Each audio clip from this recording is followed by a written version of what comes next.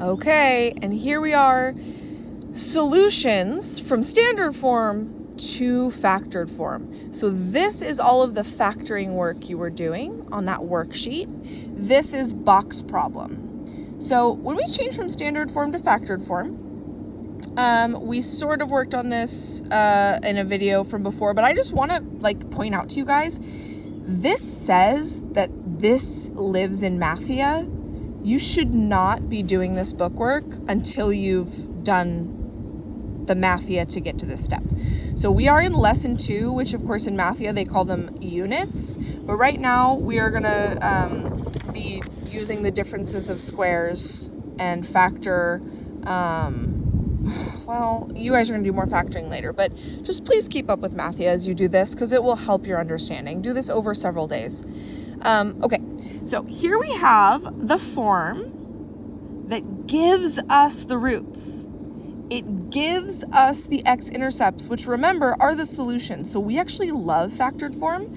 So this title is kind of telling us, well, we're going to try to change from standard form to factored form whenever we can. So if you remember how to do this in a box method, I'm actually going to do that here.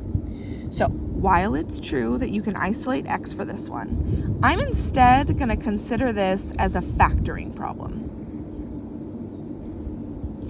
So this is in standard form, which means it's the solution to 2 factors multiplied. So we're going to multiply 2 things together to make x squared. We're going to multiply 2 things together to make negative 16. It's puzzle time. I hope you've had enough practice with this. We are figuring out what numbers go on the outside to multiply to get this. So of course, the only things that can make an x squared is an x times an x. And then we need to think what times what is 16 that will actually cancel away and make us have no b value. And the answer is a positive 4 and a negative 4 will cancel each other out. So since 4 times 4 is 16, and 4x and negative 4x, would cancel, this is the factored form. Oh, it's so beautiful.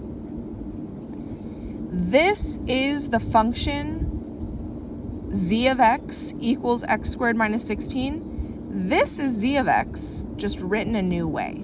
This is written in factored form that if you multiplied this together, you would get out the standard form. So we're going from standard form to factored form to standard form. We're going back and forth.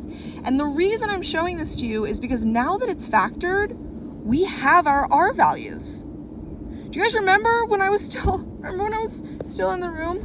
Remember that? When I asked you to just find the R values and you're like, oh, it's just the opposite. And I was like, yeah, you're so smart. That the opposite, the R value for this one is, R1 is negative 4 and R2 is positive 4. And those are the intercepts of at positive 4 and negative 4 of a parabola that has a y-intercept of negative 16. It's perfectly symmetric, which means that that y-intercept must be the vertex, and this is exciting stuff. Please, I hope you remember all these terms. Symmetry means ding, ding, ding, ding, ding. It's going to be a vertex. That's the minimum point of this parabola. It's a happy parabola, and its y-intercept is always the c value. Goodness, I hope you're remembering this. I think I'm going to make this into an ed puzzle. So if you're listening to this, you've probably already been doing an ed puzzle, but real-time thoughts. So this is the reason why we learn how to factor. So we don't need to necessarily solve for x, or when we can't solve for x, we don't. I'm actually going to...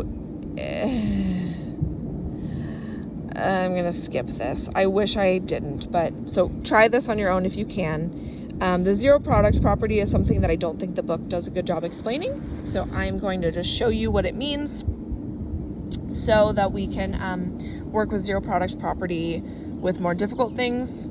So zero product property says that, of course, these are our solutions. You just found them. We did them over here. We know that if we either factor this and we take the roots, Or we just add 16 to both sides, because this is also true. Add 16 to both sides, you get 16 equals x squared, square root both sides, and you get plus or minus 4. The reason this works, this is the most important thing. The reason that the R values are the opposite, because some of you had that question for me, Ms. Robert, why do we just change the sign? Why does a +4 turn into a -4 and a -4 turn into a +4? Well, the reason is that when you plug in this x value, the whole thing will equal 0. So let me show you what I mean. I'm going to go down here, and I'm going to just use this space for something different. We're going to check our work the same way we probably did in middle school and hopefully in 9th grade also. Let's plug our values back in. So we are hopefully finding the solution to this equation. A number +4 times a number -4 equals 0. And we're going to check that by plugging in x equals 4. Let's check one of our solutions. So if I plug in 4 for x, you guys know how to do this. I'm going to plug in 4 plus 4. I'm going to plug in 4. I'm going to get 4 minus 4. And now I know PEMDAS tells me to do parentheses first. This is an 8. 4 minus 4 is a 0. And what is 8 minus 0? I'm sorry, 8 times 0. I'm awful. Oh my God, it's 0, which is what we wanted. And 0 equals 0. So check. This equals 0, which equals 0, and that works.